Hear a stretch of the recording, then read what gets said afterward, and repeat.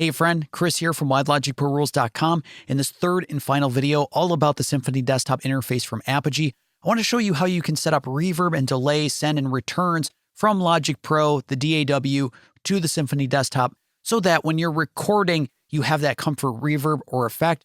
But not only that, also when you're listening back to your session.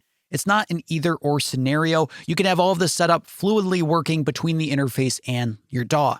It does take a little bit of legwork to get set up, but once you get the workflow down, it pretty much becomes second nature. So first, we're going to navigate to the Apogee Control 2 app. And you can see right out of the gate that my voiceover mic is connected to the first input on the Symphony Desktop. And that's what we're going to use for this example of setting up our reverb, send, and return. Now, the most important thing out of the gate is that you want to make sure to turn down just about all of the outputs on the interface.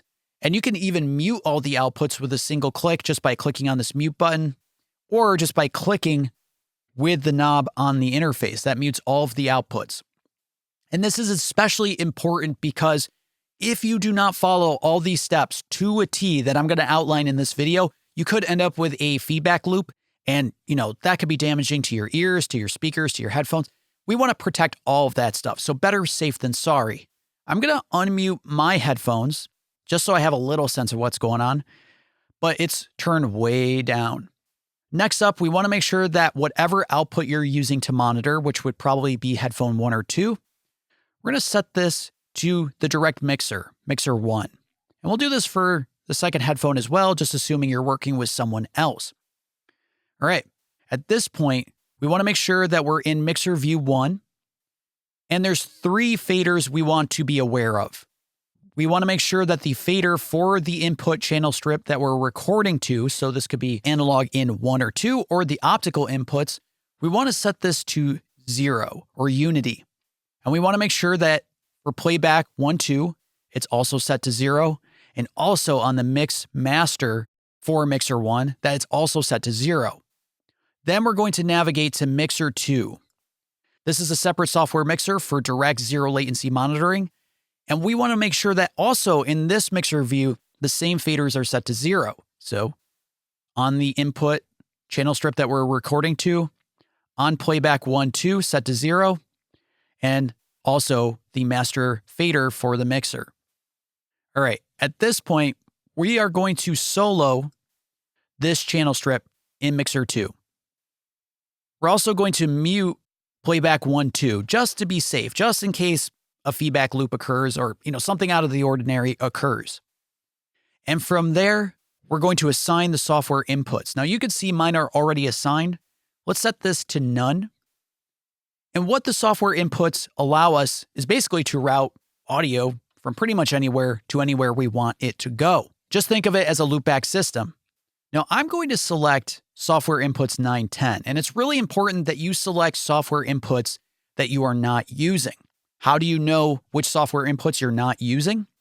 Well, these software inputs are tied to the optical inputs. So software inputs 910 is actually optical inputs 7, 8. So whatever optical inputs you are not using, that's the one you designate for the software inputs. You want to make sure you're not using them. So I'm going to select software inputs 910. And again, we're going to see that this is serious business. We get a warning. This routing may create a feedback loop that could damage your equipment or hearing. So proceed with caution. Mute playback channels from apps that have software inputs routed to them. I'm going to proceed. And at this point, we're going to navigate back to Logic Pro. So we have our audio track for the voiceover that I'm going to record with reverb, of course. Before we get to that, we want to make sure that the software monitoring in Logic Pro is disabled. It's not on. You know this because the speaker icon right here in the control bar is not green, which it would be like that. Or just to be doubly sure, let's go to Logic Pro, Preferences, down to Audio. And under the General tab, we want to make sure software monitoring is disabled without a check mark. Okay, once we have that set up, we want to make sure for our audio track to set the input to the input we're recording from. So obviously analog in 1. We also want to make sure that the output is set to the stereo output. From here, we're going to create a new send assignment to the first available empty bus that's not in use. So this is a brand new project, so no bus is in use. I'm going to select bus 1. We're going to instantiate a Reverb plugin. And I'm going to open from the Audio Units plugins the Apogee Clear Mountain Spaces Reverb that comes with the Symphony Desktop. It's a native plugin you can use in Logic Pro or any DAW.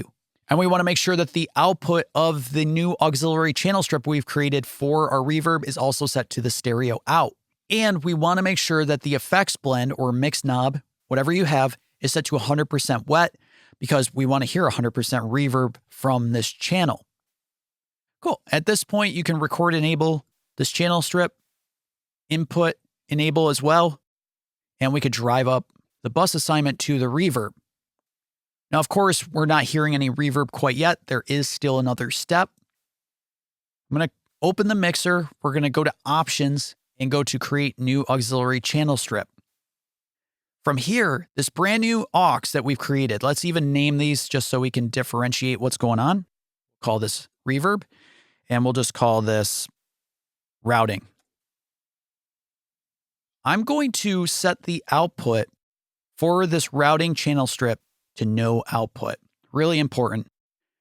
And I'm going to route the input of this aux to input 9 and 10, which you can see is optical in 7 and 8. If you go into the mix window here and go down to I/O labels, you can change the label from just the generic input 1 to that is provided by the driver. So that makes it a lot easier to identify what input or output is what. So input 9 and 10. And we're also going to set the send assignment here to bus 1. And we're going to set send level to the same level as our original channel strip.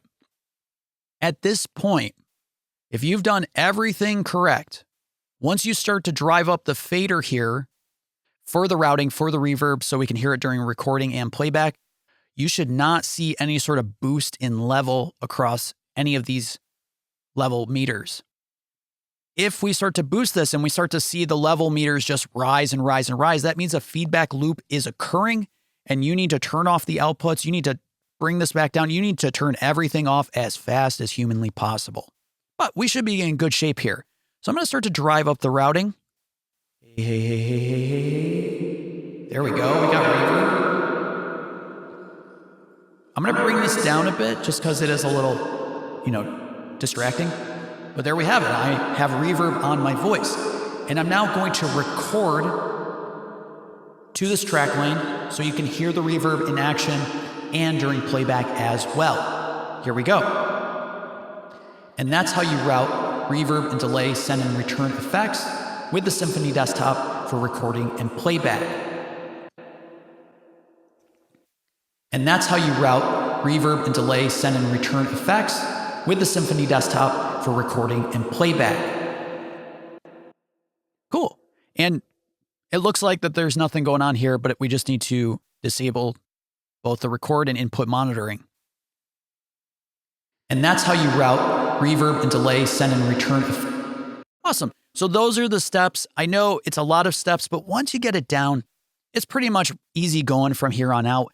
And again, you have reverb, delay, send and return effects for recording, for playback, and it all is just there ready to go for you. So I hope you've enjoyed these 3 videos all about the Symphony Desktop. I hope you choose to check it out because I really do believe this interface is amazing. And I'll talk to you later. Take care.